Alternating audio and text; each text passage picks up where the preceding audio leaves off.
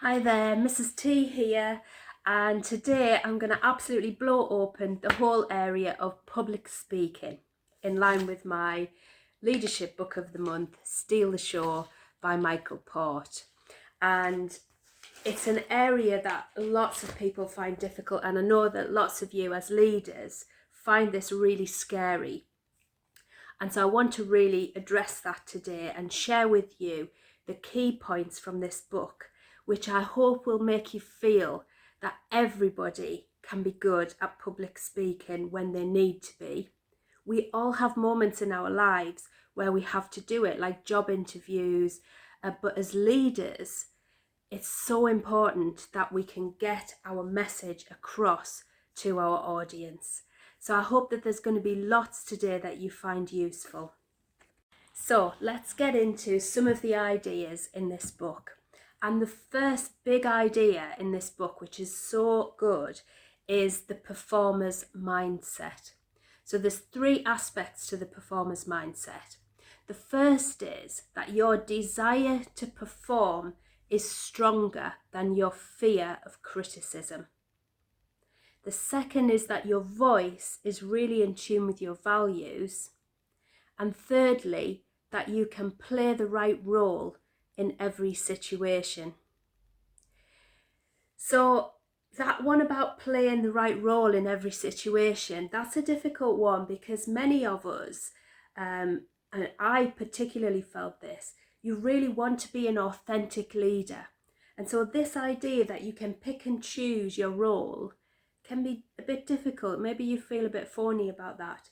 But actually what Michael Port is suggesting is that actually we're full of many facets. And if I look at myself, I have 51 years of backstory. So I've got a lot of story to tell. And so it's about picking the bits of myself that are most useful in the light of this speaking event and using just that bit. And so it's really, really useful to do that. So then this fear of criticism, which can often get in the way of us when we're speaking. And there's two elements to that. So there's an inner criticism and an external criticism. And with that internal criticism, it's about things, stories that we carry forward from our childhood, which can really interfere with how we can perform as a speaker. And so sometimes in our childhoods, somebody will say something when we're standing up, speaking, dancing, singing, whatever. Somebody will say something that just puts us down and tells us that we're no good at it. And that story, that belief, then gets carried right into our adulthood and really interferes with whatever kind of performance we want to do in life.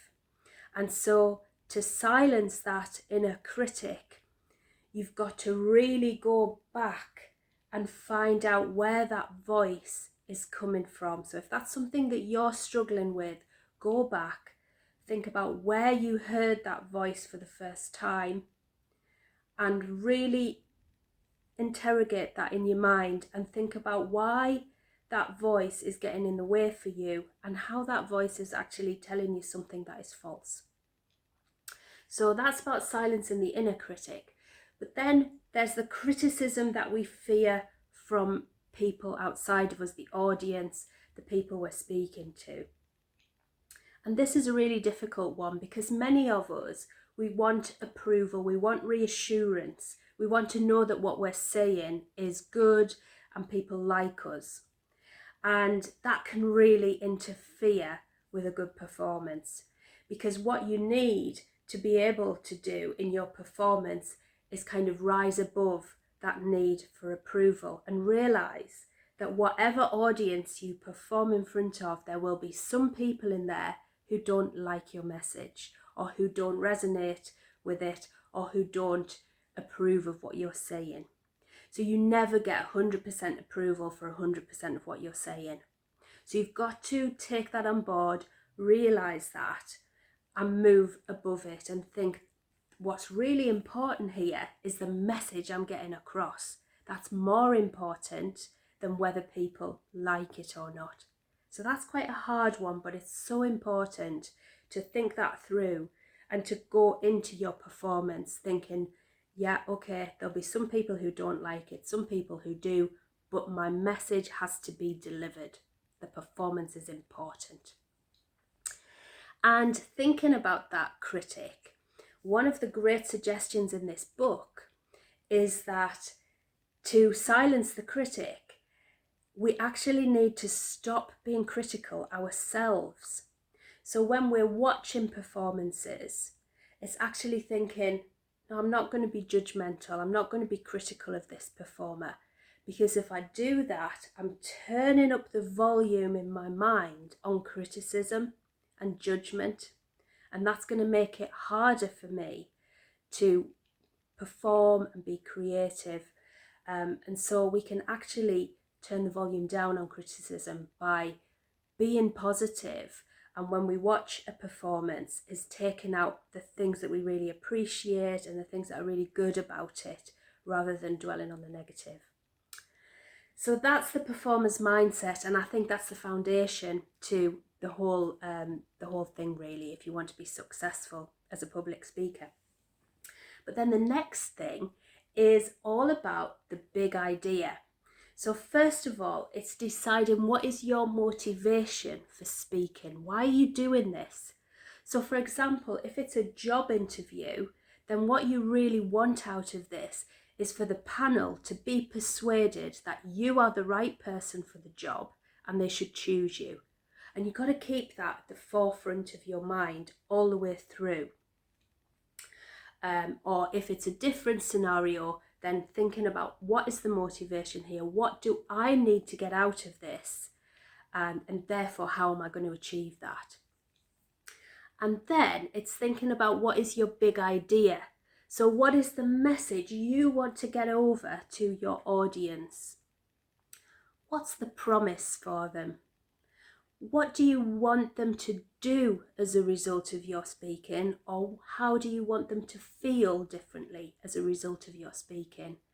And so it's getting that really clear in your head so that you can be absolutely focused on that in the content of what you say.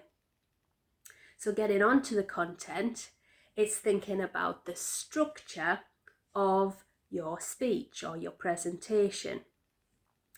And a couple of things here from this book that I think are really useful. One is that something that often gets in the way of people when they're speaking is this idea that they have to write down a speech and memorize it all the way through. And really, you don't need to do that. If that works for you, that's fine. But if it doesn't, you don't have to do it. What you need are some of the key concepts and ideas that you want to cover, and then you can talk around them. And when you've done your rehearsal, you've rehearsed it enough, then you'll find that you get really a natural flow to your speaking. So that's one thing. In the book, Michael Pott brings in a lot of examples of really great speakers and speeches, and he kind of analyses them a little bit and helps you to look at different kinds of structures, like maybe a chronological structure or a problem solution structure. And there's lots of different ways that you can structure a speech. And if you're clear about your motivation and your idea that I was talking about, then the structure you'll find a structure that matches that. So that's the really important thing about structure. When you're generating your ideas, you just, what he calls brain dump, is just write it all down, then sift it, select the most important bits and organize them, and then you kind of ruthlessly kind of edit and cut, but also making sure that in there you've got your personal commitment, your personal connection to this message. And that's really important, because the most important thing about your big idea is that it connects with your expertise and your values. And one way that you can really demonstrate that is through story. So that's another thing that I really love about this book, is he helps you massively to be able to include stories into your speeches. And I think that's really powerful. And so what I want to do here is just tell you a little story about a story to illustrate this point. So before I bought this book and used it, I was fairly confident as a public speaker. I'd done it quite a lot, but I'd always found it difficult to find the right story to fit into the speech, and I'd felt a little bit phony, as I was saying earlier, about just picking and choosing little bits of my story. But after reading this, I realised that actually this is going to really help. And so my first speaking opportunity after reading the book was a speech that I was delivering to staff in school about cultural capital. So this was an idea that was coming out from Ofsted at the time, a really important idea, and I thought, staff might find this difficult to engage with. And so I brought in my own story connecting to this. And that was about when I was a child in a colliery village in the northeast. Quite a stark and bleak environment. We had the slag heap down the road. It was quite an area of deprivation. But that bleak life environment was illuminated by the visits that my mum took us on to museums and theatres, and the wonderful education I had that exposed me to literature and music. I learned to play an instrument, and that was all really, really powerful for me. And I was very passionate about bringing that into my school, for the school community, for the children in the area we served, which was a deprived area. And so by making this connection, I was helping my staff to understand. And as I told this story and I looked out into the audience, I could see that a little switch had gone on in a lot of people's heads, and they were giving me that sort of feedback that was telling me that it really resonated with them and gave them some inspiration. And so that was a really powerful moment for me, and I realised the power of story in public speaking. So I hope that you can sort of explore that a little bit in any public speaking that you're going to do.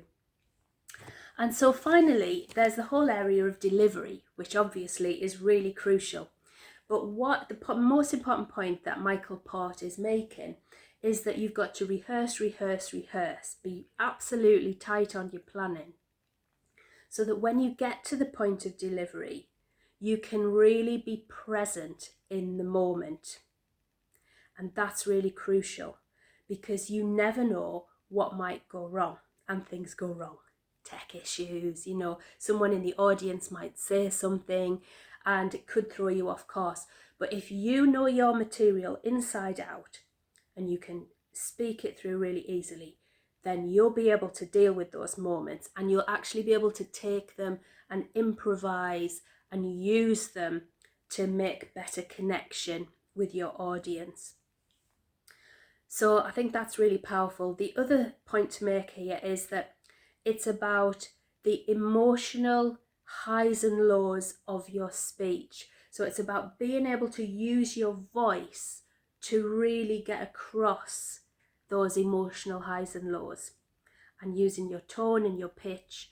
And there's lots of good ideas in there about vocal exercises you can do and things like that as well, which are excellent. And then the most important thing as well with the delivery is connected to the presence thing, but it's being able to own the room and think this is your moment, and you want to really reassure and give confidence to the audience that you know what you're talking about, and they should trust you and come with you on that journey. So I hope that those little tips have been useful to you. The key ideas in this book are really strong. Go away and read the book if you think that's going to really help you. But what I would say is, I'd love to hear your comments about this. I'd love to hear your questions and your stories about your own public speaking experiences.